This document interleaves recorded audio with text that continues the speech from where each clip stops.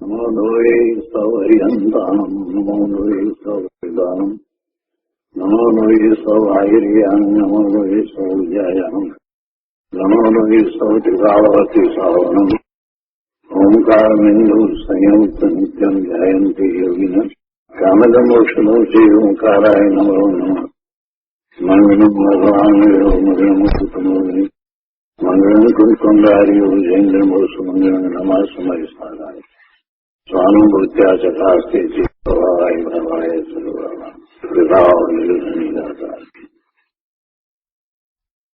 નિયમસાર ભગવાન કુંકુંદાચાર્ય રચિત નિયમસાર તથા મુનિવર પદ્મપ્રભુમલધારી દેવ રચિત તાત્પર્ય વૃત્તિ ટીકા એનો સ્વાધ્યાય આપણે કરી રહ્યા છીએ. એમાં અજીવ અધિકાર શરૂ કર્યો છે. અજીવ અધિકારની પહેલી ગાથા એટલે કે ગાથા 20 એમાં એ વાત કરી કે 6 દ્રવ્યમાં એક પૂદગળ દ્રવ્ય છે અને એ પૂદગળ દ્રવ્યના 2 ભેદ છે, પરમાણુ અને સ્કંદ. પરમાણુને સ્વભાવ પૂદગળ કહ્યું અને સ્કંદ છે એને વિભાવ પૂદગળ કહ્યું. પરમાણુના 2 ભેદ કયા? કાર્ય પરમાણુ અને કારણ પરમાણુ. એ સ્વભાવ પૂદગળ અથવા તો પરમાણુના ભેદ. અને સ્કંદ એટલે કે વિભાવ પૂદગળ એના 6 ભેદ કયા? ત્યાં પૃથ્વી, જળ, છાયા, 4 ઇન્દ્રિયોના વિષયભૂત સ્કંદો, કર્મયોગ સ્કંદો અને કર્મને અયોગ્ય સ્કંદો એ પ્રમાણે વાત કરી. ત્યાર પછીથી ગાથા 21, 22, 23 અને 24 ની અંદર વિભાવ પૂદગળનું વર્ણન કરવામાં આવ્યું. અને એ પહેલા 20મી ગાથા પછીથી એક શ્લોક કહેવામાં આવ્યો. એમાં મુનિવરે એમ સમજાવ્યું કે પરમાણુ જે છે અને સ્કંદ એમ 2 કહેવામાં આવ્યા તો એ પૂદગળના ભેદ કયા છે? તો પૂદ અને ગળ એમ સંધિ છૂટી પાડતા પૂદ એટલે પૂરણ અને ગળ એટલે છૂટા પડવું. એટલે પૂદગળ કહેતા એમાંથી એનો સ્વભાવ નક્કી થઈ જાય છે કે જે ભેગા થાય છે અને છૂટા પડે છે એ પરમાણુઓ. જે પરમાણુઓ ભેગા થાય છે તો સ્કંદ બને છે અને સ્કંદમાંથી છૂટા પડે છે તો એક એક પરમાણુ જુદો દેખાય છે, જુદો જણાય છે. આ ભગવાનના જ્ઞાનમાં આવેલી વાત છે, ભગવાને સ્પષ્ટ જોયેલી વાત છે. આ કરુણાનો યોગનો વિષય છે એટલે કાંઈ ઇન્દ્રિય દ્વારા દેખાય કે જણાય એમ નથી. તો 21, 22, 23, 24મી ગાથામાં પછી વિભાવ પૂદગળનું વર્ણન આવ્યું એટલે કે સ્કંદનું વર્ણન આવ્યું. તો એ સ્કંદના વર્ણનની અંદર 6 ભેદ જે કયા હતા એની વધારે સ્પષ્ટતા કરી કે અતિ સ્થૂળ સ્કંદ એટલે આ પૃથ્વી, ભૂમિ, પર્વત એ બધા. એના પછી બીજો ભેદ સ્થૂળ એટલે કે આ ઘી, જળ, તેલ વગેરે. એના પછી ત્રીજો ભેદ કયો કે સ્થૂળ સૂક્ષ્મ એટલે આ છાયા, તડકો, અંધકાર વગેરે. ચોથો ભેદ કયો કે ચક્ષુ સિવાયની 4 ઇન્દ્રિયોના વિષયો એટલે સ્પર્શ, રસ, ગંધ અને સ્તોત્ર. અને 5મો ભેદ કયો કે કર્મ વર્ગણા ને યોગ્ય સ્કંધો, કર્મની વર્ગણા. અને પછી જે કર્મ થવાને યોગ્ય નથી એની વાત કરી એટલે કે એવા સૂક્ષ્મ સ્કંધો કે જે કર્મરૂપ બંધાવાને યોગ્ય પણ નથી. તો એ છઠ્ઠો ભેદ કયો. પહેલો ભેદ કયો અતિ સ્થૂળ સ્થૂળ, બીજો સ્થૂળ, ત્રીજો તડકો છાયો એ જે સ્થૂળ સૂક્ષ્મ કયો, અને પછી આંખથી નહીં દેખાતા એવા આ ઇન્દ્રિય, ચારેય ઇન્દ્રિયના વિષયો એ ચોથો ભેદ કયો. અને પછી પાંચમો ભેદ કયો તે આ કર્મણ્ય વળગણા, અને છઠ્ઠો ભેદ કયો કે જે કર્મ વર્ગણાથી પણ નીચેના એટલે અતિ સૂક્ષ્મ એવા સ્કંદો, જે 2 અણુ પર્યંત હોય, દ્વિઅણુ પર્યંત હોય. તો એ પ્રમાણે 6 ભેદની વાત કરી. પણ એ પછીથી એ 6 ભેદ જે કયા એમાં પછીથી મુનિવરે બીજી વાત કરી કે આ જે સ્કંદ કહેવામાં આવ્યા છે એ સ્કંદથી તારે શું પ્રયોજન છે? તારે કાંઈ પ્રયોજન નથી. અને સ્કંદ વિશેના સમર્થનમાં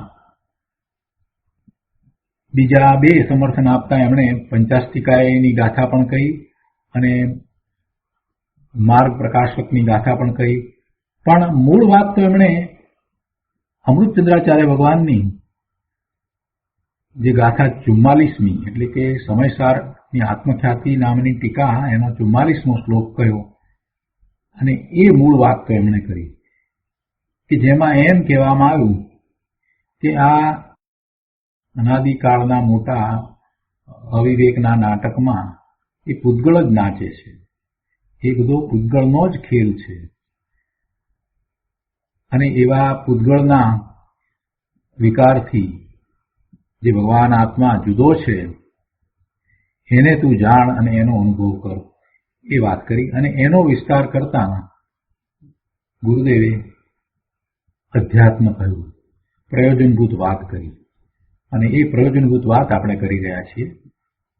તો પ્રવચન રત્ન ચિંતામણી ભાગ પહેલો, પાના નંબર 322.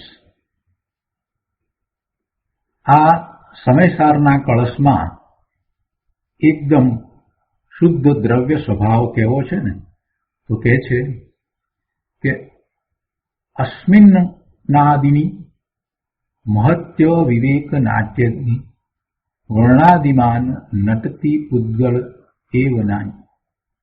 જગતમાં અવિવેકના અખાડામાં પૂતગળો નાચે છે, આત્મા નહીં.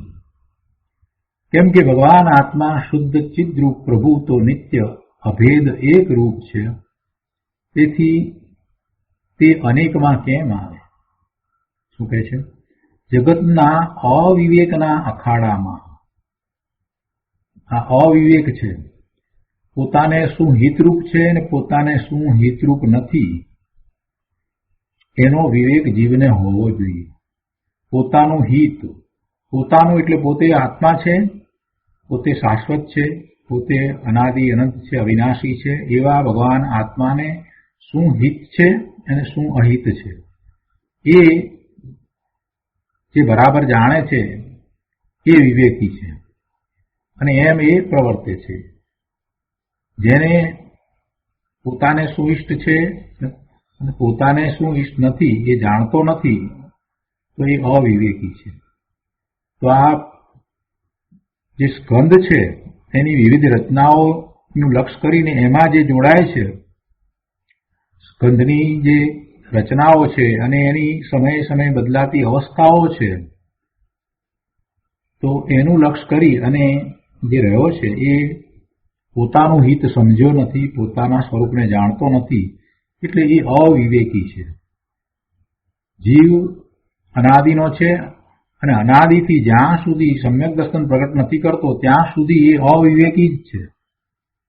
એ અવિવેકના અખાડામાં જ નાચી રહ્યો છે. પણ એમાં નાચ એનો નથી, ખરેખર તો નાચ એનો નથી, નાચ તો પૂતગળનો છે. કેમ કે વિવિધતા, બદલાવું, આ બધું પૂતગળના સ્કંધનું છે. ભગવાન આત્મા જે દ્રવ્ય અપેક્ષાએ તો પૂર્ણ શુદ્ધ જ રહ્યો છે, એ માત્ર એવા નાચનું લક્ષ કરે છે. જે પૂતગળોનો નાચ છે એનું લક્ષ કરે છે, એટલે એને ભવના ભ્રમણ થાય છે. એટલે અવિવેકના અખાડામાં પૂતગળો નાચે છે, આત્મા નાચતો નથી. કેમ કે ભગવાન આત્મા તો શુદ્ધ ચિદ્રૂપ પ્રભુ તો નિત્ય અભેદ એક રૂપ છે. તેથી તે અનેક રૂપ કેમ થાય? એટલે અનેકમાં કેમ આવે? જે એક રૂપ છે તે અનેક રૂપ શા માટે થાય? એ અનેક રૂપ થતો જ નથી. તો એવો ને એવો ત્રિકાળ શુદ્ધ એક રૂપ રહે છે, અખંડ વસ્તુ છે ને, અર્થાત એ અનેક રૂપ ન થાય. માટે આ અનેક રૂપ દેખાય છે, અનેક રૂપ દેખાય છે તે બધો પૂતગળનો નાચ છે. એની સમીપમાં જે છે એ પણ એનું નથી, એ નાચ પણ પૂતગળનો છે. શું છે એની સમીપમાં? શરીર. સૌથી નજીક આ પૂતગળોનો સ્કંદ એવું શરીર. અને કર્મ, આ દ્રવ્ય કર્મ છે ને એ પણ શું છે? પૂતગળ છે ને, એ પણ સૌથી નજીક છે. આત્માના પ્રદેશોથી સૌથી નજીક એ છે. તો એનો નાચ છે, એ દ્રવ્ય કર્મ છે એનો નાચ છે. એને કારણે આ શરીર છે તો એનો નાચ છે. પણ અંદરમાં વિરાજતો ભગવાન આત્મા, એનું કાંઈ એમાં બદલવું થતું નથી, એ અનેક રૂપ થતોય નથી. જરાક શાંતિથી વિચાર કરે તો એને ખ્યાલ આવે કે આ બધા જે નાચ થઈ રહ્યા છે, બધી વિવિધતાઓ દેખાય છે ને બદલાવું થાય છે ને આમથી આમ ને તેમથી તેમ થઈ રહ્યું છે, એમાં ક્યાંય આ ભગવાન આત્મા તો દેખાતો નથી. ક્યાં આત્મા દેખાય છે? ક્યાંય દેખાતો નથી. બહારમાં દ્રષ્ટિ કરતા ક્યાંય ભગવાન આત્મા જણાતો નથી પ્રભુ. જે દેખાઈ રહ્યું છે તો બધું પૂતગળના સ્કંદ છે. અને એમાં તું એની સાથે જોડાઈ જાય છે, જળની સાથે તું જોડાઈ જાય છે. અરે રે! એટલે અમૃતચંદ્રાચાર્ય ભગવાને આ આત્મખ્યાતિ ટીકામાં જે કળશ મૂક્યા છે, કળશ અમૃત કહે છે એને, એ કળશ અમૃત છે. આત્મખ્યાતિ ટીકા એ સમયસારની ટીકા તો છે જ, પણ સાથે સાથે એ આખું એક સ્વતંત્ર શાસ્ત્ર છે. એ કળશ છે અને ટીકા છે. કળશ જે છે કે એને કળશ અમૃત કહ્યા છે. એ અમૃતચંદ્રાચાર્ય ભગવાનના કળશ અમૃત એ આખું સ્વતંત્ર શાસ્ત્ર પણ છે. અને આ તાત્પર્યવૃત્તિ ટીકાની જેમ એ આત્મખ્યાતિ ટીકા પણ છે. અહીંયા નિયમસારની તાત્પર્યવૃત્તિ ટીકા છે, ત્યાં સમયસારની આત્મખ્યાતિ ટીકા છે. પણ આત્મખ્યાતિ ટીકા અને એ કળશ અમૃત, એ કળશ, એ બધું સમયસારની સાથે એવું સરસ રીતે વણી લેવામાં આવ્યું છે કે જાણે કે સમયસારનો ભાગ ન હોય એવું લાગે છે આપણને. વાસ્તવમાં તો એ જુદું શાસ્ત્ર છે, પણ એ સમયસારને સાથે રાખીને એની ટીકા લખતા એ કળશ લખવામાં આવ્યા છે. બહુ સુંદર કળશ છે. એમાં 44મો કળશ જે છે એનો વિસ્તાર ગુરુદેવે ઘણો કર્યો છે. અહીંયા પણ ગુરુદેવ સમાલોચના કરતા કહે છે કે જુઓ, અહીંયા બે વાત કરી છે. એક તો એ વાત કરી કે શરીર, મન, વચન, ધન, કર્મ, શરીર, મન, વચન, ધન અને પછી કર્મ. કર્મ પણ લીધું ભાઈ. કર્મથી જ શરૂ કરો ને પ્રભુ. અહીંયા તો એમ કરીએ તો આપણે સૌથી નજીક તો આપણી કર્મ છે, જળ કર્મ, આ દ્રવ્ય કર્મ. પછી શરીર, મન, વચન, એ ત્રણે આવ્યા. પછી આ બધું આ ધન ને કપડા ને કાર ને કોમ્પ્યુટર ને એ તો બધું પછી આવે. એ જળ પૂતગળનું નાટક છે. આ બધું જે છે એ જળ પૂતગળનું નાટક છે. અને એમાં આત્માનું કાંઈ નથી. કાંઈ નથી એટલે આત્માનું એમાં સ્વામિત્વય નથી અને કર્તાપણું નથી. અને આત્માનું એમાં ખરેખર તો ભોગતાપણું નથી. કર્તાપણું નથી તો ભોગતાપણું ક્યાંથી હોય? ખરેખર તો આત્માનું એમાં કાંઈ નથી. આ એક વાત. અને બીજી વાત એ કરી કે રાગ આદિ પૂતગળ વિકાર છે. શું વાત કરી છે બીજી? કે રાગ આદિ પૂતગળ વિકાર છે. વસ્તુના દ્રવ્ય સ્વભાવની દ્રષ્ટિની અપેક્ષાએ એ બધા પુણ્ય પાપ આદિ ભાવ પૂતગળનો વિકૃત ભાવ છે. એ કઈ આત્માનો ભાવ નથી. પુણ્ય પાપ આદિ ભાવ પૂતગળનો વિકૃત ભાવ છે. જો અહીંયા તો અપેક્ષા સમજવાની છે. એ પૂતગળ કર્મ, જળ કર્મ અને એના ઉદયો અને જે ઉદયો આવે છે, જે સંયોગો આવે છે, એની સાથે જોડાઈને એના લક્ષ્ય થઈને જે ભાવ કરવામાં આવ્યો છે એ ભાવ કંઈ ખરેખર આત્માનો ન કહેવાય, કેમ કે એ તો એના પરના લક્ષ્ય થયેલો ભાવ છે અને આ ભાવ શાશ્વત નથી અને સિદ્ધને હોતો પણ નથી. એટલે આત્માનું એ સ્વરૂપ નથી, આત્માનો એ સ્વભાવ નથી. એટલે એ ભાવ, પુણ્ય પાપ આદિ ભાવ, એ પૂતગળનો વિકૃત ભાવ છે. અને એ તો પછી જ્યારે તે જ્ઞાન કરે ત્યારે જાણે કે જરી રાગનો ભાવ પર્યાયમાં છે એમ એ જાણે. જ્ઞાનનો સ્વ અને પરને બેને જાણવાનો સ્વભાવ છે ને, તો એને પણ એ જાણે. પોતાને જાણતા એને જણાય કે આ પર્યાયમાં રાગનો ભાવ, પણ એ સ્વભાવથી જુદી ચીજ છે. સ્વભાવથી જુદી ચીજ એ પર્યાયમાં છે, પોતાના અંદરમાં સ્વરૂપમાં નથી એમ એ જાણે છે. દ્રષ્ટિ તો એકલી નિર્વિકલ્પ છે. ભલે એ જાણે બંનેને જાણે, સ્વ અને પરને જાણે. સ્વ પર પ્રકાશક સ્વભાવ ખરો, એટલે કે જ્ઞાન તો સ્વ પર પ્રકાશક છે. જ્ઞાનનો એવો સ્વ પર પ્રકાશક સ્વભાવ છે, એટલે સ્વને અને પરને બંનેને જાણે, પ્રસિદ્ધ કરે. પણ દ્રષ્ટિ એટલે કે શ્રદ્ધા તો એકલી નિર્વિકલ્પ છે. અભેદને જ એ દેખે છે, સ્વીકારે છે. દ્રષ્ટિ એટલે શ્રદ્ધા તો એકલી નિર્વિકલ્પ છે, અભેદને જે દેખે છે, સ્વીકારે છે. તેથી દ્રષ્ટિ અપેક્ષાએ રાગ આદિને પૂતગલ વિકાર ગણીને તેનાથી વિલક્ષણ જુદો એવો ભગવાન ચિત્તરૂપ આત્મા શુદ્ધ છે એમ કહ્યું છે. શ્રદ્ધા શું છે? પોતાના સ્વરૂપની જ શ્રદ્ધા છે, પોતાની જ શ્રદ્ધા છે. પોતાની શ્રદ્ધા છે એટલે પોતે સ્વ છે, તો સ્વ અસ્તિ, તો સ્વ ને અસ્તિ છે, તો એમાં સ્વમાં પરની નાસ્તિ છે. શ્રદ્ધા શું છે? સ્વની અસ્તિ જ્યારે કહી, પોતાને એણે જ્યારે સ્વીકાર્યો છે, તો પોતાને એ પર સહિત નથી સ્વીકાર્યો. પોતામાં પરની નાસ્તિ, સ્વથી પોતાનું અસ્તિત્વ છે, એટલે પોતાના દ્રવ્ય ક્ષેત્ર કાળ ભાવથી પોતે હોવાપણે છે, અસ્તિપણે છે, અને પરના દ્રવ્ય ક્ષેત્ર કાળ ભાવથી પોતે નથી. એટલે શ્રદ્ધા શું સ્વીકારે છે? પોતાને સ્વીકારે છે. એવી એ શ્રદ્ધા એ પોતાના અભેદ સ્વરૂપને દેખે છે, સ્વીકારે છે. એટલે પછી આ જે રાગ આદિ જે ભાવ થયા, પરનું લક્ષ કરતા જે રાગ આદિ ભાવ થયા, એને વિકાર થયો, પૂતગળનો વિકાર થયો. જીવનો વિકાર એમ પણ નહીં, પૂતગળનો વિકાર થયો. કેમ કે જીવને તો શુદ્ધ કયો. દ્રષ્ટિ શું સ્વીકારે છે? દ્રષ્ટિ તો એકલી નિર્વિકલ્પ છે, અભેદને જ એ દેખે છે, સ્વીકારે છે. તેથી દ્રષ્ટિ અપેક્ષાએ રાગ આદિને પૂતગલ વિકાર ગણીને તેનાથી વિલક્ષણ જુદો એવો ભગવાન ચિદ્રૂપ આત્મા શુદ્ધ છે એમ કહ્યું છે. રાગાદિ પૂતગલ વિકાર વિરુદ્ધ શુદ્ધ એમ શબ્દો પડ્યા છે ને. વિરુદ્ધનો અર્થ અહીંયા થાય છે વિલક્ષણ, જુદો છે.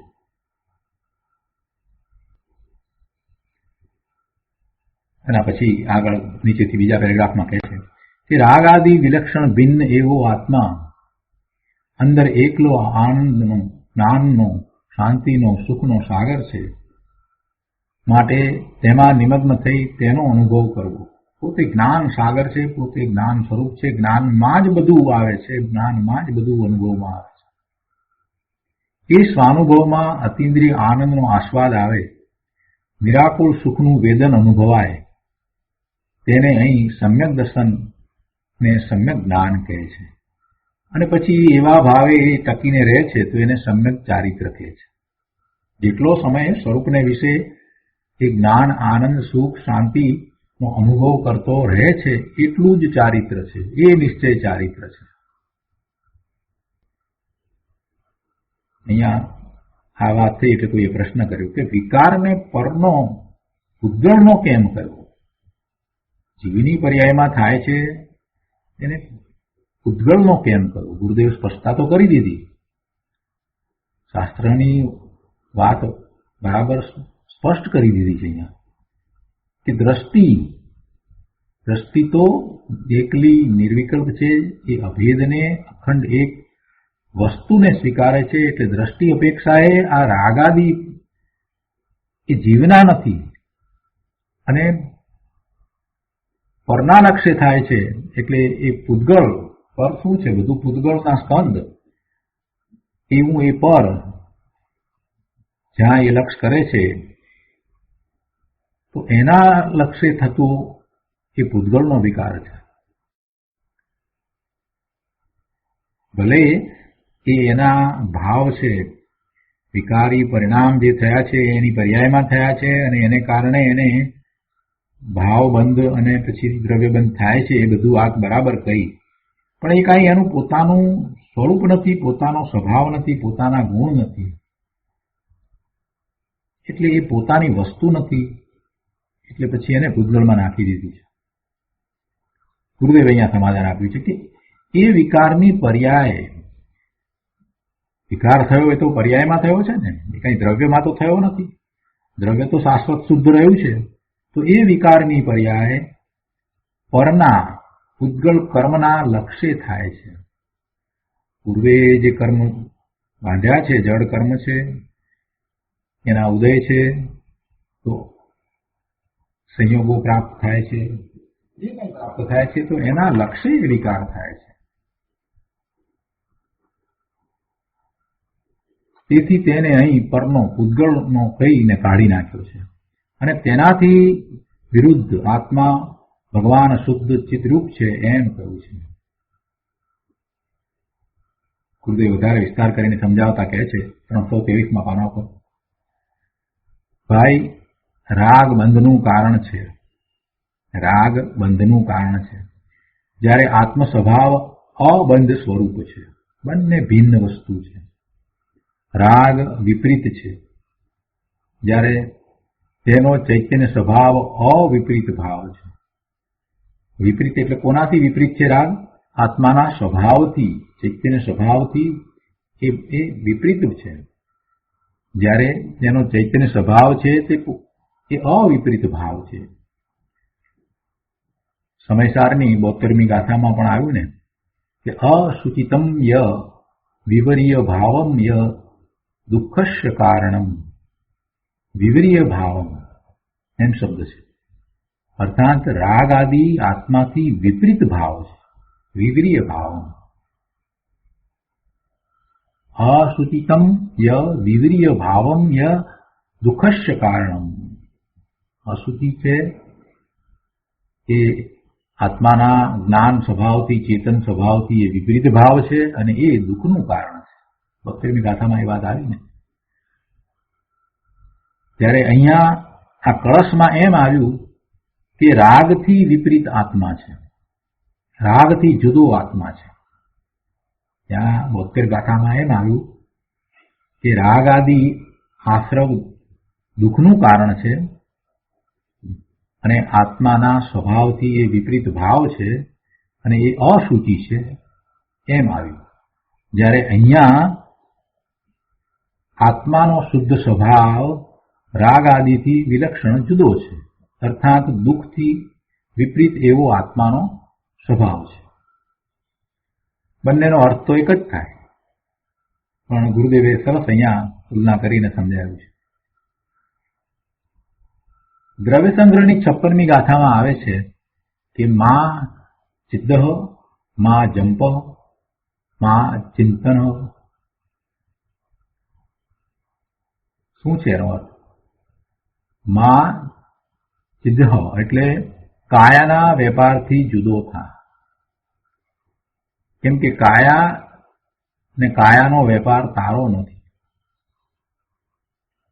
કાયાનું આમ થવું ને કાયાનું તેમ થવું એ બધું તારાથી જુદું છે.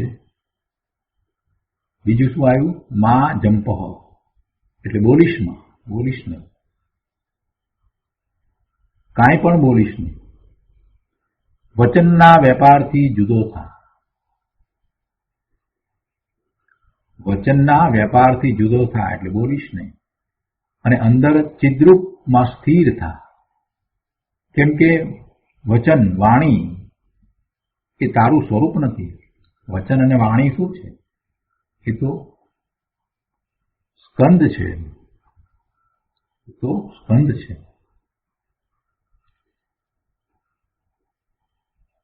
ચક્ષુ સિવાયની બાકીની 4 ઇન્દ્રિયના વિષયભૂત છે. એ પૂતગળની ચીજ છે. સ્કંદ છે એટલે પૂતગળની ચીજ છે.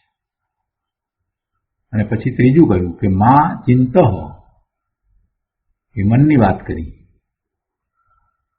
એટલે મનના વિકલ્પોથી તું રહિત થા, બસ થા. બોલીશમાં પેલા કાયાના વેપારની ના પાડી, પછી વાણી બોલીશમાં વચનના વેપારની ના પાડી. એનાથી તું જુદો છો, જુદો થા. કાયાના વેપારની ના પાડી, એમાં પણ એમ જ કહ્યું કે તું એનાથી જુદો છો. એ વેપાર, કાયાનો વેપાર તારો ન હોય એટલે એનાથી તું જુદો થા. અને હવે મનની વાત કહે છે, માં ચિંતઃ. હવે મનની વાત કહે છે કે મનના વિકલ્પ ન કર. મનના વિકલ્પ ન કર એ છે. કાય ગુપ્તિ, વચન ગુપ્તિ અને મન ગુપ્તિ એમ આવે છે ને. તો પહેલા કાયા લીધી, પછી વચન લીધું, અને હવે મનની વાત કરે છે. તો કહે છે કે માં ચિંતઃ, મનમાં વિકલ્પ ન કર, ચિંતવના ન કર, ચિંતવના ન કર. કેમ કે જેણ હોય થયો, કે જેથી આત્મા સ્થિર થાય. આ બધું ન કર, એનાથી જુદો પડ. શા માટે એવું કરવાનું કહ્યું? તો કે એનાથી આત્મા સ્થિર થાય. એમ કરતા આત્મા સ્થિર થાય. કાયા, વાણી અને મનને કારણે આત્મા સ્થિર થતો નથી. એને કારણે એટલે કે એમની સાથે રહેતા, એના વ્યાપાર કરે છે એટલે આત્મ પ્રદેશોનું કંપન રહ્યા કરે છે અને આત્મા સ્થિર થતો નથી. તો એ વેપારથી તું જુદો પડ. એ તારો નથી, એ તારામય નથી, તું એનામય નથી. અને પછી આગળ કહે છે કે અપ્પા અપ્પમી રહો, આત્મા આત્મામાં, એટલે કે સહજ જ્ઞાન આનંદ સ્વભાવમાં લીન થાય. અપ્પા અપ્પમી રહો, આત્મા આત્મામાં, બીજે ક્યાંય નહીં. આ કાયાના વેપારમાં નહીં, વાણીના વેપારમાં નહીં, મનના વેપારમાં નહીં, પરંતુ આત્મા તો આત્મામાં જ, એટલે કે સહજ જ્ઞાન આનંદ સ્વભાવમાં જ લીન થાય. અપ્પા અપ્પમી રહો. અને ગુરુદેવ કહે છે કે આનું નામ ધ્યાન. મનમાં વિકલ્પ પણ નહીં, મનના વિકલ્પ પણ નહીં. કાય ગુપ્તિ, વચન ગુપ્તિ અને મન ગુપ્તિ. અને પોતાના સ્વરૂપને વિશે લીનતા, આનું નામ ધ્યાન. અને આ શુદ્ધ રત્નત્રય રૂપ મોક્ષનો માર્ગ છે. અને આ શુદ્ધ ઉપયોગ છે. વિકલ્પ નહીં, નિર્વિકલ્પ. નિર્વિકલ્પ છે ધ્યાન. મનની ગુપ્તિ કેવી રીતે, એકદમ કઈ રીતે થઈ જાય? કાયાના વેપારને તો આપણે સમજીએ છીએ કે ભાઈ કાયાના હલનચલન આદિને આપણે બંધ કરી દઈએ અને કાયાનું લક્ષ છોડીએ. કાયાનું લક્ષ છોડીએ છીએ એ તો સહેલું છે, કેમ કે ઉપયોગ છે ને એ જે કાયાનું લક્ષ કરતો હતો એ ઉપયોગને હવે આપણે અંતરો તરફ વાળીએ છીએ. એટલે કે આપણી જે શ્રદ્ધા છે એને આપણે ઘૂંટીએ છીએ કે હું ભગવાન આત્મા જ્ઞાન સ્વરૂપ છું. તો પછી કાયાનો વેપાર તો એ સ્થગિત થઈ જાય છે. કાયાનું હલનચલન નથી થતું. અને વાણી પણ એ વખતે વાણી પણ રહેતી નથી, આપણે બોલતા પણ નથી. એટલે એ બે વાત તો બની ગઈ. પણ ત્રીજી વાત મનોગુપ્તિની વાત કરી છે. પછી જ્યારે આત્મા, હું ભગવાન આત્મા જ્ઞાન સ્વભાવી છું, જ્ઞાયક છું, આ જે વિકલ્પો સહિતની જે વાત છે તો એમાં વિકલ્પ તો રહ્યા. તો એ વિકલ્પ પણ ના હોય અને પોતે માત્ર પોતાના જ્ઞાન આનંદ સ્વભાવમાં લીન થાય, એનું નામ ધ્યાન કર્યું છે. તો પ્રોસેસનો વિચાર કરીએ એને પણ ધ્યાન કહેવામાં આવ્યું છે કે જે આ ધ્યાનનો જે પ્રયત્ન કરે છે એને પણ ધ્યાન કહ્યું છે, અને જે પ્રાપ્ત થાય છે, પ્રગટ થાય છે એને પણ ધ્યાન કહ્યું છે. બંને, પેલું જે છે તે સાધક ધ્યાન અને બીજું જે પ્રાપ્ત થાય છે તેને સાધ્ય ધ્યાન કહ્યું છે. તો સાધક ધ્યાન કે જેમાં એ કાયાની ગુપ્તિ કરે છે, વાણી એટલે વચન ગુપ્તિ કરે છે, અને પછી મનોગુપ્તિ કરવાનો જે પ્રયત્ન કરે છે, એટલે કે નિર્વિકલ્પતા નો જે એનો આખો ઉદ્યમ છે એ સાધક ધ્યાન કહ્યું છે. અને પછી જયારે એ નિર્વિકલ્પ થઈને માત્ર સ્વરૂપને અનુભવે છે તો એને સાધ્ય ધ્યાન કહ્યું. ધ્યાન સાધ્ય થયું, જ્ઞાન આનંદ સ્વભાવમાં લીન થાય છે. નિર્વિકલ્પ દશામાં જ એને સ્વરૂપનો અનુભવ થાય છે. ચિંતવન ધ્યાન ચાલુ રહેશે તો એ નિર્વિકલ્પ થઈ જશે એમ નહીં, કેમ કે ચિંતવનમાં એ કઈ રીતે આગળ વધે છે એના ઉપર બધો આધાર રાખે છે. વસ્તુના અભેદ સ્વરૂપને એ ભેદ પાડીને એમ ચિંતવન કર્યા કરે, ભેદ જ પાડ્યા કરે, એવા પ્રકારે જો ચિંતવન કરશે તો વસ્તુ અભેદ છે ત્યાં સુધી નહીં પહોંચે. અનંત ગુણ અને ગુણની વ્યાખ્યા અને દ્રવ્યની વ્યાખ્યા અને આ આખી બધી પ્રશ્નોત્તર માળા આખી એ વિચારી જાય પણ આત્મામાં નહીં જાય. વાત તો બધી બરાબર છે, ગુણ એટલે શું અને દ્રવ્ય એટલે શું ને પર્યાય એટલે શું ને આ બધી વાત જે છે એવું પણ ચિંતન ચાલે અને એ પણ વાંચ્યા કરે, અથવા તો એવા ડિસ્કશનો કર્યા હોય, એવો સ્વાધ્યાય કર્યો હોય ને ખૂબ ભેદ રૂપે બધી વાત કરી હોય તો એ બધા ભેદને યાદ કરી જાય. ખરેખર વાસ્તવમાં એ ચિંતવન થતું નથી, એ ચિંતવન નથી થતું, આત્માને લક્ષ્ય એ ચિંતવન નથી થતું. 47 નય અને 47 શક્તિ ને વાંચવાથી આપણને જે ભાવ થયો છે એ ભાવ મહત્વનો છે. આ પછી રોજ એને યાદ કરે છે એ સારી વાત છે, કેમ કે એના ભાવ દ્રઢ થાય છે. પણ પછી એના માત્ર ડિસ્કશનમાં જ જો એ રહી જશે, ચર્ચામાં જ રહી જશે તો એ મૂળ વાત નહીં પ્રાપ્ત થાય. એટલે તો સમયસારમાં આચાર્ય ભગવાને કહી દીધું ને કે હવે બધા વિકલ્પોથી બસ થાવ. કર્તાકર્મ અધિકારમાં પછી ખૂબ વિસ્તાર કર્યો અને પછી અધ્યવસાનની બધી વાત કરી અને પછી કહે છે કે બસ હવે વધારે એનાથી બસ થાવ. કેમ કે એ બધું છે તે છેવટે તો વિકલ્પ રૂપ જ છે, વિકલ્પોથી બસ થાવ. એટલે વિકલ્પથી તો બસ થવાનું છે. અહીંયા પણ એમ કે છે કે મનમાં વિકલ્પ ન કર, એમ એ ચિંતવના ન કર એમ કહેવાનું. પણ એમ કહેવાનો આશય નથી કે બિલકુલ કોઈ પણ પ્રકારનું ચિંતવન ન કરવું, એમ કહેવાનો આશય નથી. પણ ચિંતવનની દિશા પણ નક્કી કરવી પડશે ને એને.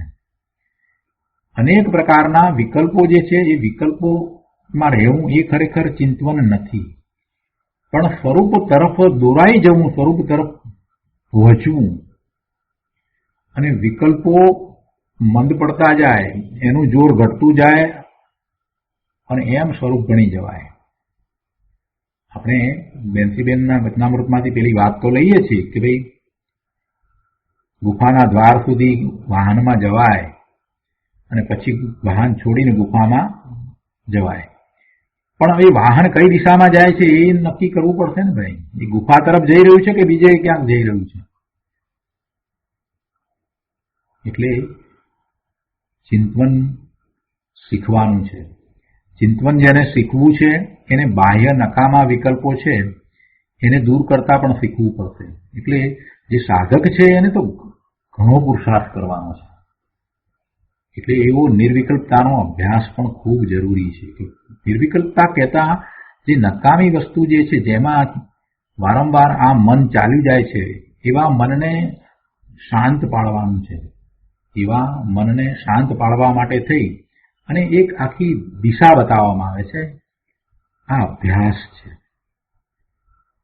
જેમ જે રમતગમતમાં જે વીર છે એ બધા જુદા જુદા પ્રકારે એક્સરસાઇઝ કરે છે, એવો એ અભ્યાસ કરે છે. કરવું છે કાંઈક, છતાંય પણ એ જુદી જુદી જાતની એક્સરસાઇઝ કરી અને જેમ ફિટનેસ રાખે છે, એવી રીતે આપણે પણ આ અનેક પ્રકારે જગતની કલ્પનાઓ કરી અને આપણે આપણા ઉપયોગને બહારમાં ને બહારમાં જે ગુમાવીએ છીએ, તો એનાથી પહેલા તો વિરમવાનું છે. અને એનાથી વિરમવાનો એવો નિર્વિકલ્પતાનો અભ્યાસ. અનેક વિકલ્પો, એક મિનિટમાં તો કેટલાય વિકલ્પો થઈ જાય, એવી પ્રભુ તારી મનની સ્થિતિ હોય, એવી તારી મનની દશા હોય, તો એવા મનને તારે એક વિકલ્પમાં રોકી રાખીને અનેક વિકલ્પો ન આવે એવો અભ્યાસ પણ કરવો તો જોઈશે ને પ્રભુ. એ કરીશ ત્યારે તને એકાગ્રતા થશે. એકમાં જ તારે રહેવું છે, એકાગ્રતા કરવી છે, એકમાં અગ્રતા કરવી છે, તો એકાગ્રતા થવા માટે થઈને આ બધું કરવું તો પડશે ને ભાઈ. અને પછી એ છૂટશે. સીધો તો હું અનેક વિકલ્પોમાંથી સીધો વિકલ્પ છોડીને સ્વરૂપમાં જઈશ એવું નહીં બને. પણ કેટલાક લોકો આ વાત નથી સમજતા કે ચિંતન ધ્યાન દસેક ચિંતન કરતા કરતા થઈ જાય. પણ ચિંતન શીખવું પડશે ભાઈ તારે. જેને સહજ છે, જે પૂર્વે એવું કરીને આવ્યા છે, જેને પરમાં એટલો રસ નથી, પરના વિકલ્પોમાં રાજી નથી રહ્યા, અને અંદરમાંથી એ ભાવ તુહીનો આવી ગયો છે, એને ચિંતનમાંથી એ પોતે નિર્વિકલ્પ ધ્યાનમાં સ્વરૂપનો અનુભવ કરી લે છે. પણ જેને હજી બહુ નીચલી ભૂમિકા છે ને બહારમાં ખૂબ રસ હતો અને બહારના વિકલ્પોમાં જ રહ્યા છે, કેટલું બધું બહારમાં જ ઇષ્ટપણું સ્થાપીને બેઠા છે, એને એ બધા વિકલ્પોથી છૂટવા માટે જ્યારે આ દ્રવ્યશ્રુતનો અભ્યાસ કરીને એને નિર્ણય કર્યો છે કે મારે હવે સ્વરૂપની પ્રાપ્તિ કરવી છે, તો હવે એવા અભ્યાસની પણ એને જરૂર છે. એ અભ્યાસ કરવો જ પડશે. તો આ અહીંયા ધ્યાનની વાત આવી એટલે આપણે વાત કરી. તો શું કહે છે કે આનું નામ ધ્યાન અને આ શુદ્ધ રત્નત્રય રૂપ મોક્ષનો માર્ગ છે. મોક્ષનો માર્ગ ધ્યાનમાં જ છે ભાઈ. આ શુદ્ધ ઉપયોગ છે. આ શુદ્ધ ઉપયોગની વાત કરી. આગળ અહીંયા કહે છે કે આ દેહ વાણી તો ધૂળ માટી પૂતગળ છે, માટે ત્યાંથી વિરમી જા. અને વાણી બોલવાનો જે વિકલ્પ ઉઠે છે તે અંતર્જલ્પ છે. વાણી બોલવાનો જે વિકલ્પ ઉઠે છે તે અંતર્જલ્પ છે. પણ એ તારું સ્વરૂપ નથી, કેમ કે એ પૂતગલ સ્વરૂપ છે, માટે તેનાથી પણ વિરમી જા. જો મનમાં જે કોઈ વિકલ્પ ઉઠે છે તે પણ પૂતગલ સ્વરૂપ છે એમ કહે છે. મનમાં જે કોઈ વિકલ્પ ઉઠે છે તે પણ પૂતગલ સ્વરૂપ છે એમ કહે છે. તો કહે છે કે મન વચન કાયાના વેપારથી વિરમી જા, જેથી વિકલ્પ અને એક સમયની પર્યાયની પાછળ અંદર વસ્તુ ચિદાનંદમય ચૈતન્ય બિંબ છે તેમાં સ્થિરતા થાય અને અપ્પમી રહો. આત્મામાં સહજ જાણવા દેખવામાં અને આનંદના સ્વભાવમાં લીન થઈ રમે અને જમે. આનું નામ ભગવાન ધ્યાન કહે છે. અને આ શુદ્ધ ઉપયોગ અર્થાત મોક્ષનો માર્ગ છે.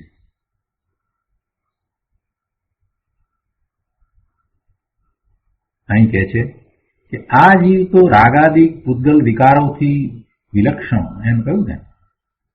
ગુરુદેવ કહે છે કે આ એક શબ્દમાં કેટલું નાખ્યું છે. પૂતગલ વિકારોથી જુદો ભિન્ન જુદા પ્રકારનો છે ભગવાન આત્મા, એનાથી તદ્દન ભિન્ન જુદો વિલક્ષણ શબ્દ મૂક્યો છે.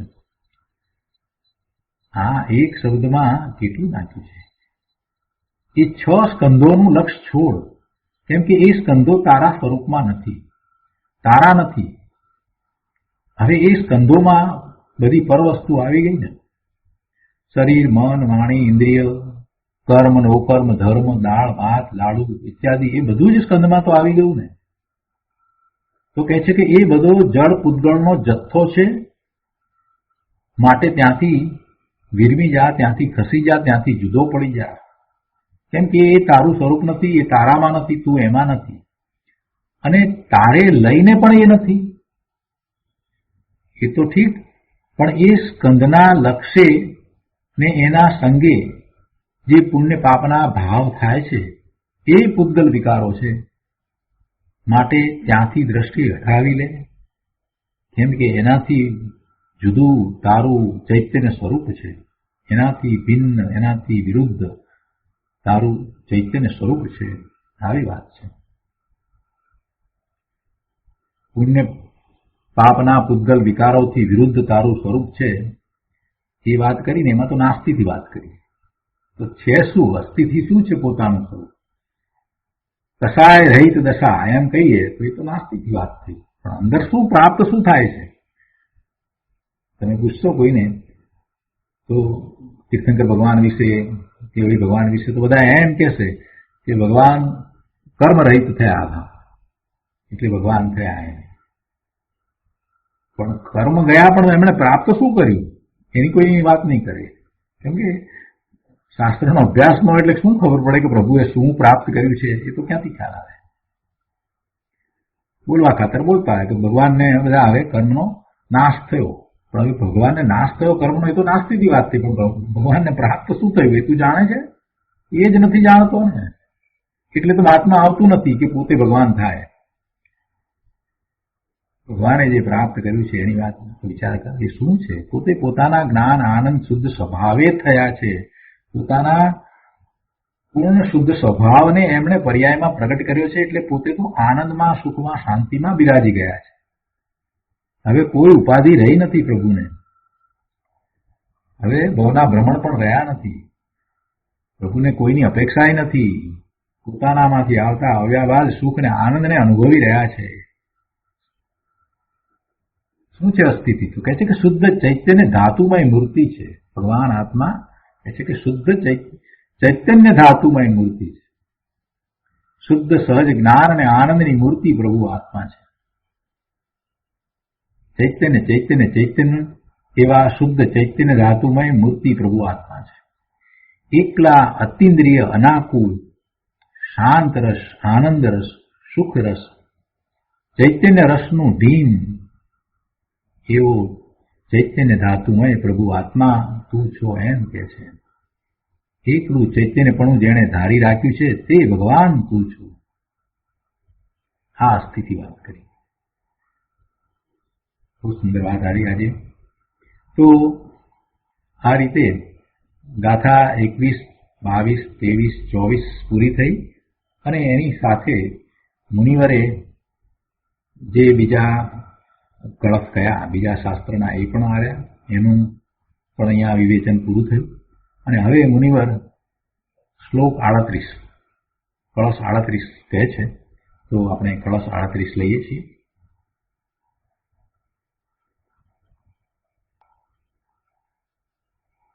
ઇતિ વિવિધ વિકલ્પે ઉદ્ગલે દશ્યમાને ન ચ કુરુ રતિ ભાવમ ભવ્ય શાર્દૂલ તસ્મિન કુરુ રતિમતુલા ત્વમ ચિત્ત ચમત્કાર માત્રે ભવશી પરમ શ્રી કામિની કામ રૂપ. મુનિવર કહે છે, શ્લોકના અર્થમાં અહીંયા સમજાવ્યું છે કે આ રીતે વિવિધ ભેદો વાળું ઉદ્ગળ જોવામાં આવતા જે ભવ્ય શાર્દુલ, ભવ્ય ઉત્તમ, તું તેમાં રતિભાવ ન કર. ચૈતન્ય ચમત્કાર માત્રમાં અર્થાત ચૈતન્ય ચમત્કાર માત્ર આત્મામાં તું અતુલ રતિ કર કે જેથી તું પરમ શ્રીરૂપી કામિનીનો વલ્લભ થઈશ. સરસ ભાવ આપ્યો છે. પહેલું એમ કહ્યું કે તું આ વિવિધ ભેદો વાળું પૂતગળ જે છે એમાં તું રતિ ન કર. મૂળ ગાથા મૂળ શ્લોકની બીજી લીટીમાં કહ્યું છે ને કે ન ચ કરું રતિ ભાવમ ભવ્ય શાર્દુલ તસ્મિન. અને પછી શું કરવાની વાત છે એક લીટી કે ચૈતન્ય ચમત્કાર માત્રમાં તું અતુલ રતિ કર, જેની તુલના ન થઈ શકે એવી રતિ કર કે જેથી તું પરમ શ્રીરૂપી કામિનીનો વલ્લભ થઈશ. ગાથામાં આપણે એમ કહ્યું છે ને કે કરું રતિ મતુલા, અતુલ, કરું રતિમ અતુલા, જેની તુલના ન થઈ શકે એવી એમાં રતિ કર, એમાં પ્રીતિ કર. ત્વમ ચિત્ત ચમત્કાર માત્રે, એમાં કર. તો એનો વિશેષ અર્થ આપણે પૂજ્ય ગુરુદેવ પાસેથી સમજીએ. પ્રવચન રત્ન ચિંતામણી ભાગ પહેલો, પાન નંબર 324, શ્લોક 38, શ્લોકાર્થ ઉપરનું પ્રવચન. હે ભવ્ય શાર્દૂલ, શું સંબોધન કર્યું છે?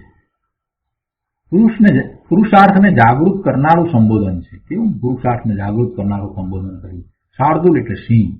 જેમ સિંહ વરણિયાને ચીરીને ફાડી નાખે છે, તેમ હે ભવ્યોત્તમ, ભવ્યમાં પાછો ઉત્તમ, ભવ્યોત્તમ, તું રાગ આદિને ચીરી નાખ.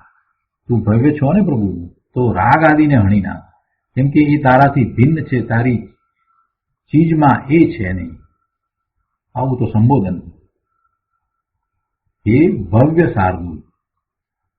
અને શું કહ્યું ગાથામાં?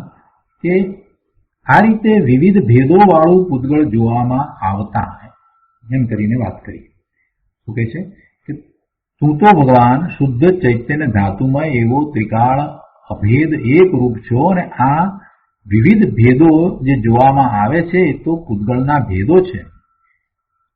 એવું એ પૂતગળ, એનાથી તું જુદો છે. એવું છે એમાં દશ્યમાને એમ શબ્દ પડ્યો છે ને, એટલે જોવામાં આવતા. તો જોવામાં આવતા જે વિવિધ પૂતગળો છે એ તારી ચીજ છે નહીં. એ પૂતગળોના સમૂહ, એ સ્કંધો તારી ચીજ છે નહીં. એટલે તું તો શુદ્ધ ચૈતન્ય વસ્તુ અભેદ છો, અને આ તો ભેદરૂપ છે. આ ભેદો, સ્કંધના ભેદો, અને એ પાછા જળ છે. એ પૂતગળની જાત છે. એ ચેતન ભગવાન આત્માની જીવની જાતના નથી. તેથી એ તારી ચીજ નથી. શું કહ્યું? કે આ સ્ત્રીનું શરીર કે પુરુષનું શરીર, કુટુંબીઓનું શરીર, બીજા અન્ય જીવોના શરીરો, અને પોતાનું શરીર, બધા શરીરો, દરેક જીવના શરીર, એ બધા પૂતગળ છે, પૂતગળના સ્કંદ છે. તથા આ હીરા, માણેક અને ધનના ઢગલા એ પણ પૂતગળના સ્કંદ છે. આપણે પૂતગળના સ્કંદના 6 પ્રકાર સમજ્યા છીએ. તો એ બધું જે જોવામાં આવે છે એ તો પૂતગળની જાત છે. આ ચામડી કાળી હોય ને, ધોળી હોય ને, સુવાળી હોય ને, આકાર નમણો હોય ને, રૂપાળો હોય કે કુબળો હોય, આ બધી પૂતગળની જાત છે. ભગવાન, એમાં તારું કાંઈ નથી, અને એ તારા કાંઈ સંબંધી નથી. કેમ કે એમાં તું નથી ને, એ તારામાં નથી. એ તારાથી તદ્દન જુદી ચીજ છે. અને તે એવા કેટલાયની સાથે એક ક્ષેત્રે રહેવાનું કર્યું છે. એ બધા શરીરો સાથે જે શરીર જ્યાં રહ્યું છે તે જ ક્ષેત્રને વિશે તું રહ્યો છો, એવું તો અનંત કાળમાં અનંતવાર બન્યું છે. એટલે અનંત શરીરો તે બદલ્યા છે વ્યવહારથી, એમ કહેવાય. એ તારી ચીજ નથી. બધાને પાછો તું છોડીને નીકળી પણ ગયો છો. એક પણ શરીરને સાથે લઈને આવ્યો નથી. અનંત શરીર કર્યા, પણ બધા છોડીને તું નીકળી ગયો છે. એનો અર્થ જ એ છે કે તારું નથી, એ તારું હતું જ નહીં. જો 1-2 શરીર રહી ગયા હોય તો શું હાલત થાય અત્યારે આપણી? જરાક વિચાર કરીએ કે પૂર્વના કોઈ શરીર આપણને સાથે આવ્યા હોત તો શું થાત? કોઈ દિવસ વિચાર કર્યો છે? સારું છે ને, છૂટી જાય છે. કેવી દશા થાય? એ જૂના શરીર છે, એમાં શું હોય, કેવી દશા થાય? કેટલા રોગ હોય ને કેટલું હોય. સારું છે આ બધા શરીરો જૂના થાય છે, એ બધા છૂટી જાય છે. આ બધા શરીર છે ને, શરીરની અંદર જે રોગ થવા, જે કંઈ થવું હોય તો એના કારણે થાય. એની સાથે આ આત્મા રહ્યો છે, પછી એ એટલું બધું નકામું થઈ જાય કે પછી એ આત્મા એને છોડી દે છે. બીજી રીતે કહીએ તો એમ છે, સારું છે એ લઈને નથી આવતો. એવા રોગી શરીરોને લઈને આવ્યો હોત તો શું થાત? અહીંયા બધા ભેગા લઈને આવ્યો હોત તો ઉપાડીને, એ બધા મળદાને મૃતક દેહોને લઈને સાથે આવ્યો હોત તો, અથવા તો એ લાવી શકતો હોત તો. એ બહુ ત્યારે આ બધા વિચાર આપણે કર્યા નથી કે એનું હતું નહીં, અને એને એ ક્યાંથી લાવે? એમાં એ હતો નહીં, એ એનાથી જુદો હતો. માત્ર આકાશના એ જ ક્ષેત્રને વિશે હતો કે જ્યાં એ શરીર હતું. અહીંયા કહે છે કે હે ભવ્ય શાર્દૂલ, તું તેમાં રતિભાવ ન કર. આવું સંબોધન કરીને જીવની મોક્ષની સમીપતા દર્શાવી છે. એમ કે હે ભવ્યોમાં ઉત્તમ, તારો મોક્ષ સમીપ છે, તો તું આ પૂતગલોમાં રતિ ન કર. અને રાગમાં પૂતગલ વિકારમાં પણ રતિ ન કર. રાગને પૂતગલનો વિકાર કયો તો એવા પૂતગલ વિકારમાં પણ રતિ ન કર.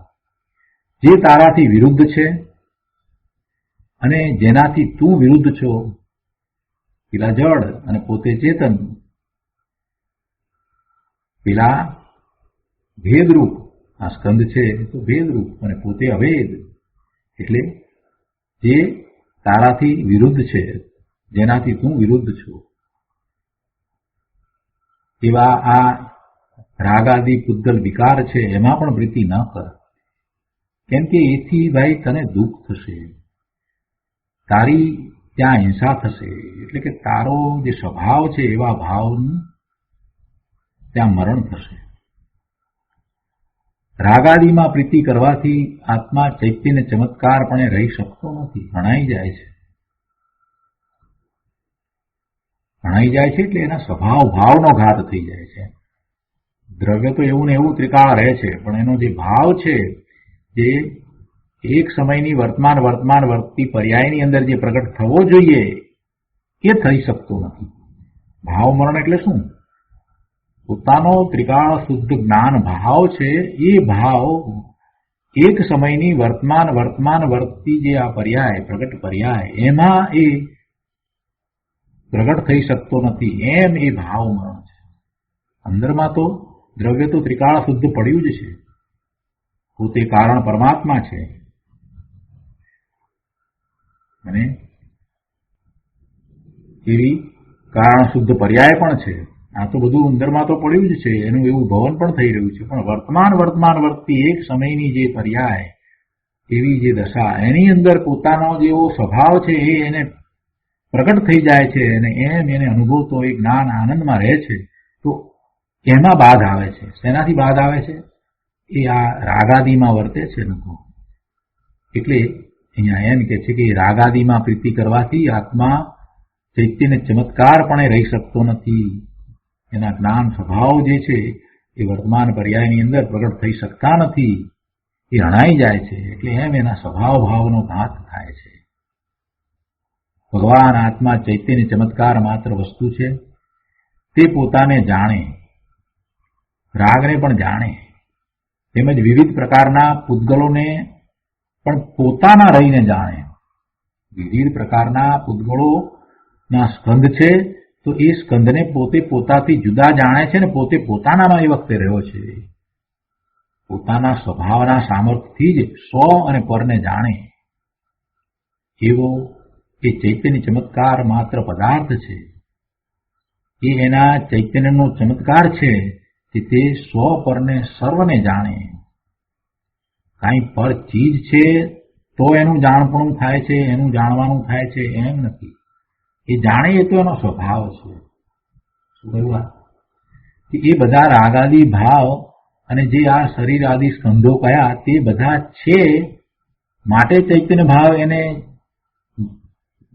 જાણે છે અને જાણવાની એવી પર્યાય થાય છે, એમ નથી. આત્મા એવી ચૈતન્ય ચમત્કાર વસ્તુ છે કે એની જાણન ક્રિયા માટે એને પરની અપેક્ષા નથી. એ જેનું જ્ઞાન કરે છે એની એને અપેક્ષા નથી. એ તો એનો સ્વભાવ છે. સ્વને અને પરને જાણવાનું કાર્ય સ્વયં ચૈતન્ય ચમત્કારથી જ ઊભું થાય છે. આ વાત તો સમયસારમાં ઘણી વાર આવી ગઈ.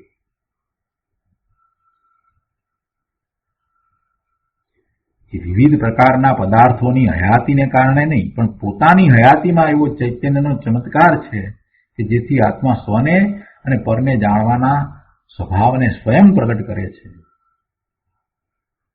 આવી વાત છે. એ પછી અહીંયા 325માં પાના ઉપર ત્રીજા પેરેગ્રાફમાં કહે છે કે ચૈતન્ય ચમત્કાર માત્રમાં તું અતુલ રતિ કર. અર્થાંત ચૈતન્ય ચમત્કાર માત્ર આત્મામાં તું અતુલ રતિ કર. એ છે કે નિજ ચૈતન્ય ચમત્કાર સ્વરૂપ નિજ આત્મામાં તું રતિ કર. કેવી રતિ કર? તો અતુલ રતિ કર. નિત્યાનંદ સહજ આનંદ સ્વરૂપ પ્રભુ તું અંદર ચૈતન્ય મહાપ્રભુ છો, તો તેમાં અતુલ અર્થાત જેની ઉપમા નથી એવો अपरिमित प्रेम कर અને પૂતગલ આદિથી પ્રેમ છોડી દે. જો આત્માનું પરમ હિત કરવું હોય અને જો ધર્મ કરવો હોય તો રાગથી માંડીને લોકની બધી પર ચીજોનો પ્રેમ છોડી દે અને શુદ્ધ ચૈતન્ય ચિદાનંદમય નિજ આત્મામાં અતુલ રતિ કર. અને પછી એનું ફળ દર્શાવ્યું છે કે એથી શું થશે, તો કે જેથી તું પરમ શ્રી રૂપી કામિનીનો વલ્લભ થઈશ. ઘણા કળશમાં આ વાત કરી છે. ચૈતન્ય ચમત્કાર સ્વરૂપ નિજ આત્મામાં ભગવાન જ્ઞાન આનંદ સ્વરૂપમાં રતિ કરતા પ્રીતિ કરતા ત્યાં એકાગ્રતા કરતા તેના ફળ રૂપે કહે છે કે તને મુક્તિ મળશે કે જે સાદી અનંત કાળ રહેશે. એ પરમ સુખમય એવી મુક્તિની દશા તારાથી હવે કદીએ જુદી પડશે નહીં. એ મુક્તિરૂપી પરિણતિ કોઈ દિવસ હવે જુદી પડશે નહીં. એકવાર એ પ્રગટ થઈ, એ પરિણતિ શરૂ થઈ ગઈ, મુક્તિરૂપી પરિણતિ, પછી એ જુદી પડતી નથી. આત્મા ચૈતન્ય ચમત્કાર સ્વભાવમાં અતુલ રતિ કરવાથી અંદર પૂર્ણ આનંદની એવી નિર્મળ પરિણતિ ને પ્રગટ કરે છે. આત્મા ચૈતન્ય ચમત્કાર સ્વભાવમાં અતુલ રતિ કરે એટલે એને અંદરમાં આનંદની એવી નિર્મળ પરિણતિ પ્રગટ થાય છે. અને એ પરિણતિ એક સમય માત્ર પણ હવે દૂર નથી રહેતી. પરમ શ્રી રૂપી કામિની એમ કહ્યું છે ને, તો પરમ શ્રી એટલે પરમ ઉત્કૃષ્ટ લક્ષ્મી. મુક્તિ પરમ લક્ષ્મી સ્વરૂપ છે અને એવી પરમ લક્ષ્મી રૂપી કામિનીનો વલ્લભ થઈશ એમ કે છે. એટલે કે મુક્તિરૂપી પરિણતિ એને વર્ષે અને તેનો એ વલ્લભ થશે કે તે એને કોઈ દિવસ છોડશે નહીં. કરુણા કરીને ફરીથી ગુરુદેવ કહે છે કે ભાઈ, રાગમાં તું રતિ કરીશ તો તે રાગ તો છૂટી જશે. અને શરીર આદિમાં તું રતિ કરે છે, શરીર આદિ એ પૂતગળોનો તને પ્રેમ છે, એ પૂતગળો પણ છૂટી જશે. તારા સંગમાં એ કાંઈ રહેતું નથી. એ તે કરેલા રાગ કે પૂતગળો આ બધું કાંઈ તારા સંગે નથી. એ તારા સંગમાં એ કાયમ રહેવાવાળી ચીજ નથી. એટલે તેના વલ્લભ થવામાં, એના સ્વામી થવામાં, ત્યાં વાલપ જોડવામાં તો તું છેતરાઈ જઈશ ભાઈ. કેમ કે એ બધી ચીજો તારી સાથે નહીં રહે.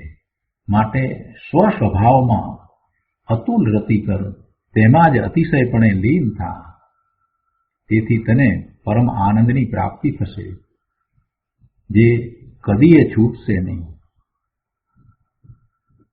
મુનિવરે આ 4 ગાથાઓ પછી આ કળશમાં સ્કંદની વ્યાખ્યા કરતા કરતા કેવી ભાવભરી વાત મૂકી દીધી છે.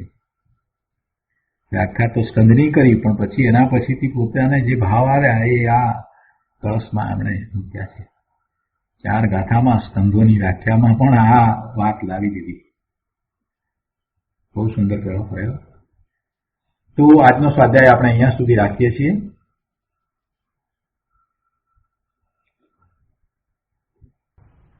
હવે સુખધામ બોલીએ. સુખધામ